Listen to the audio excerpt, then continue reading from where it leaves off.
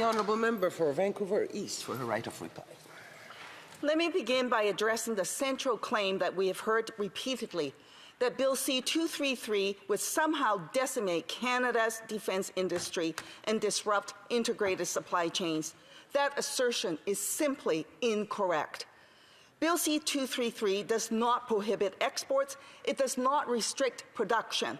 It does not alter the list of controlled goods. It standardizes permit requirements for items already listed under Group 2 of Canada's export control list by applying to U.S.-bound exports the same permit review that already applies to exports to every other destination. Canada already administers a global export permitting system. Extending permit review to U.S.-bound exports does not create a new regulatory regime. It removes a destination-based exemption. Regulatory oversight is not prohibition. Conflating the two is simply misleading. Other state parties to the Arms Trade Treaty manage highly integrated defense supply chains while still applying oversight mechanisms, including open and general licenses where appropriate. And the United States is part of that regime.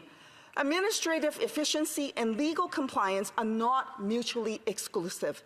We've also heard that this bill would weaken Canada's role in the North Atlantic Treaty Organization and delay support to Ukraine.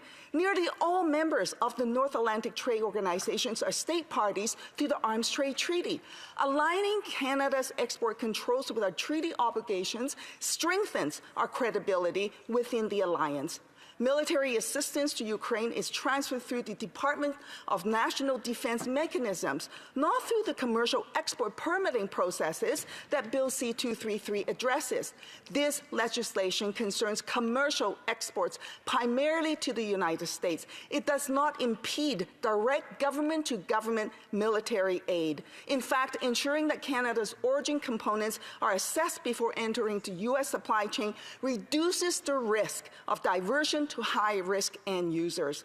That objective is entirely consistent with NATO's collective security framework. This is also the claim that There's also the claim that Canada already exceeds the ATT requirements. Yes, Canada applies vigorous human rights criteria when issuing permits. That is not in dispute. The structural issue is that most conventional arms export to the United States requires no permit at all. That means no individual risk assessments and no comprehensive reporting. Annual reports tabled since 1990s do not capture the majority of U.S.-bound transfers because those exports are exempt from permits.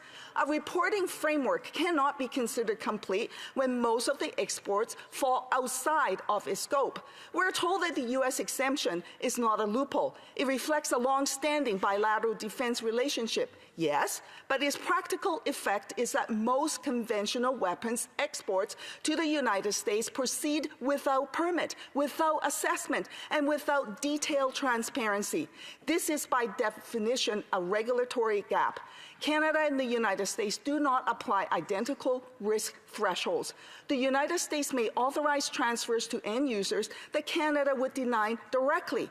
Without a Canadian permit requirement, Canadian origin components can enter the U.S. systems and be transferred onward without Canada ever conducting its own risk assessment. We have seen this concern in reporting by CBC News, which documented Canadian origin military goods move through the United States and onward to Israel during a period when Minister of Foreign Affairs stated that Canada was not exporting arms to Israel.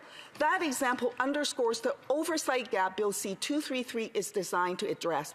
Former Liberal cabinet ministers Alan Rock and Lloyd Axworthy recently argued in a Globe and Mail op-ed that Canada's credibility as a champion of the rules-based international order depends on aligning practice with principle. They reminded us that Canada played a leadership role in building global arms control norms from Ottawa Treaty to the Arms Trade Treaty, and that exemption shielded the majority of our transfers from scrutiny undermine that legacy. They were clear. The issue is not whether we trust the United States, it's whether Canada exercises its own sovereignty responsibility to assess the risk that Canada origin arms could contribute to serious violations of international humanitarian or human rights laws. I urge all members to look at the facts and vote in support of Bill C-233. Is the House ready for the question? The question is as follows. Ms. Kwan, seconded by Mr. Boudris, moves that Bill C-233, an act to amend the Export and Import Permits Act, be now read a second time and referred to the Standing Committee on Foreign Affairs and International Development. If a member participating in person wishes that the motion be carried or carried on division, or if a member of a recognized party participating in person wishes to request a recorded division, I would invite them to rise and indicate it to the chair. The Honourable Member for Scarborough East, Don Valley West. Scarborough Centre, Don Valley. Thank you, Madam Speaker. If we can have a recorded vote. Okay, pursuant to Standing Order 93, the division stands deferred until Wednesday, March 11, 2026, at the expiry of the time provided for oral questions.